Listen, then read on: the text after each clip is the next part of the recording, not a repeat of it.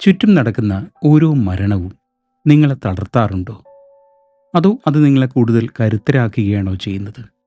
ജീവിതത്തിലേക്ക് കൂടുതൽ തയ്യാറെടുപ്പിക്കുകയാണോ ചെയ്യുന്നത്? ക്ഷമിക്കണം, ഒരിടവേളയ്ക്ക് ശേഷം വരുന്നത് വളരെ നെഗറ്റീവായ ഒരു കവിതയും കൊണ്ടാണ്. ഇഷ്ടപ്പെട്ടു, അതുകൊണ്ടാണ്.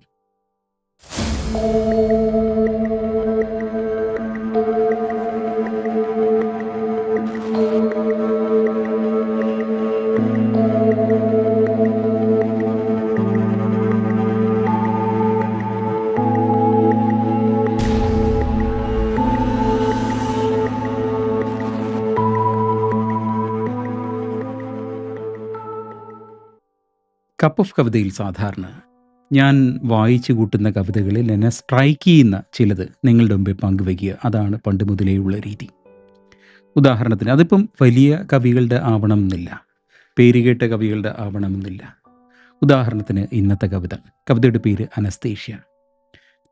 കവയിത്രി ആൻ സ്റ്റീവൻസൺ. ഞാനങ്ങനെ ഒരുപാട് വായിച്ചു കൂട്ടിയ ഒരു എഴുത്തുകാരിയല്ല. പക്ഷേ ഈ കവിത അനസ്തേഷ്യ എന്നെ വല്ലാണ്ട് സ്പർശിച്ചു. എന്നെ മാറ്റി വിളിച്ച് എന്തോ ചില കാര്യങ്ങൾ പറയുന്നത് പോലെ എനിക്ക് തോന്നി. 10 വർഷം കൊണ്ട് കപ്പ് ഓഫ് കവിത അവതരിപ്പിക്കുന്നുണ്ട്. പല നാടുകളിൽ നിന്ന്, പല രാജ്യങ്ങളിൽ നിന്ന്, പല സംസ്കാരങ്ങളിൽ നിന്ന് കവിത നിങ്ങളുടെ മുന്നിൽ കൊണ്ടുവരുന്നുണ്ട്. അതിൽ നിന്ന് ഞാൻ അറിഞ്ഞ ഒരു പാഠം, എന്നെ സ്പർശിക്കുന്ന കവിതകൾ നിങ്ങളിൽ ഒരുപാട് പേരെ സ്പർശിക്കും. Because we all come from the same home, അല്ലേ?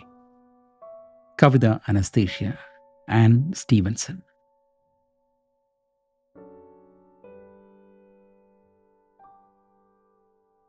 They slip away who never said goodbye, my vintage friends, so long dependent on to warm deep levels of my memory.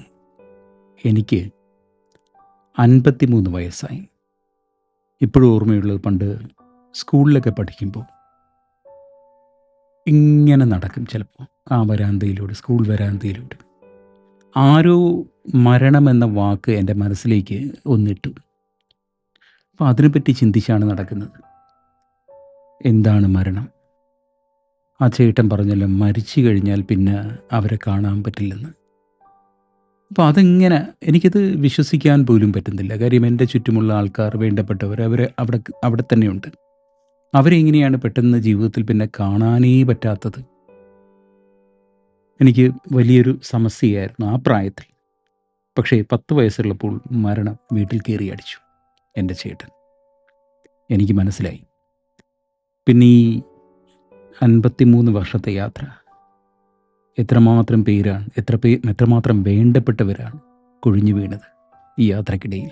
എൻ്റെ അച്ഛനമ്മമാർ, എൻ്റെ വീട്ടിൽ ഒരുപാട് പേർ.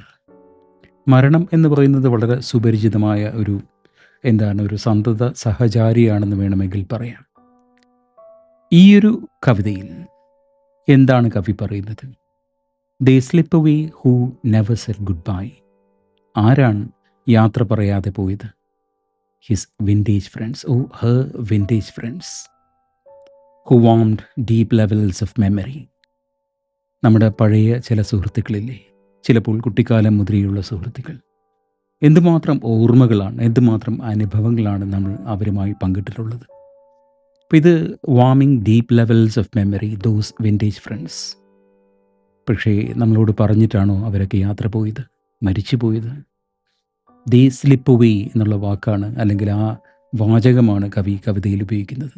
അറിയാതെ കൊഴിഞ്ഞു പോയി എന്നാണ് പറയുന്നത്. Without ever seeing good bye. And if I cared for them, care has to learn how to grieve sparingly and not to cry.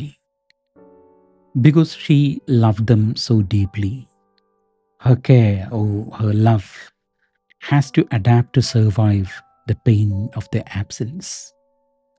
അവരോടുള്ള, നമ്മുടെ സുഹൃത്തുക്കളോടുള്ള അഗാധമായ സ്നേഹം അല്ലെങ്കിൽ കരുതൽ, നമ്മളിങ്ങനെ പ്രായമാകും തോറും, ആസ് വി ഏജ്, പോകെ അതിങ്ങനെ പഠിക്കും. How to care for them sparingly and how not to cry. അല്ലെങ്കിൽ നമുക്ക് താങ്ങാനാവുന്നതിലും അപ്പുറമായിരിക്കും ഈ സങ്കടങ്ങൾ. Age is an exercise in unconcern, an anaesthetic lest the misery of fresh departures make the final one unwelcome. You know, growing older requires practicing emotional detachment. പ്രായമാകുക എന്ന് പറഞ്ഞാൽ കവി പറയുന്നു, it is an exercise in unconcern. എല്ലാ ബന്ധങ്ങളോടും എല്ലാ വേർപാടുകളോടും നിസ്സംഗമായ ഒരു സമീപനം, അത് വന്നേ മതിയാകും. അതില്ലെങ്കിൽ നമുക്ക് താങ്ങാനാവില്ല. It is an anaesthetic, anaesthesia. ഇതാണ് കവിതയുടെ തലക്കെട്ട്. ഈ വേദനകളൊക്കെ താങ്ങാനായാൽ മാത്രമേ we will be ready to welcome the final one, our departure, our death. There is a white indemnity that with the first frost stamps the garden down. This is actually a very beautiful botanical imagery. The first frost. സാധാരണ ഈ മഞ്ഞ് പെയ്ത് തുടങ്ങുമ്പോൾ പൂന്തോട്ടത്തിൽ അല്ലെങ്കിൽ മരങ്ങളുടെ ചെടികളുടെയൊക്കെ ആ വളർച്ച നിന്ന് പോകാറുണ്ട്, നിലച്ചു പോകാറുണ്ട്. They turn on their hibernation mode. They go numb. അങ്ങനെയാണ് അതിനെ സ്വയം സേവ് ചെയ്യുന്നത്. Exactly the way we also approach death അല്ലെങ്കിൽ ട്രാജഡീസ്. നമ്മളും ഇതുപോലെ ഹൈബർനേഷൻ മോഡ് അതിലേക്ക് കയറുകയാണ്. വി ഗോ നം, വൈകാരികമായ detachment. There is nothing we can do but let it be. And now this you, and now that she is gone, there is less and less of me that needs to die. Nor do those vacant spaces terrify. നമുക്ക് എന്ത് ചെയ്യാനാവും? ഒന്നും ചെയ്യാനാവില്ല. Let it be. നീ പോകുന്നു, അവൾ പോകുന്നു. കവിയുടെ സുഹൃത്തുക്കൾ ഓരോരുത്തരായി ദേ സ്ലിപ്പ് away. അവർ കവിയുടെ തന്നെ ഭാഗങ്ങളാണ്.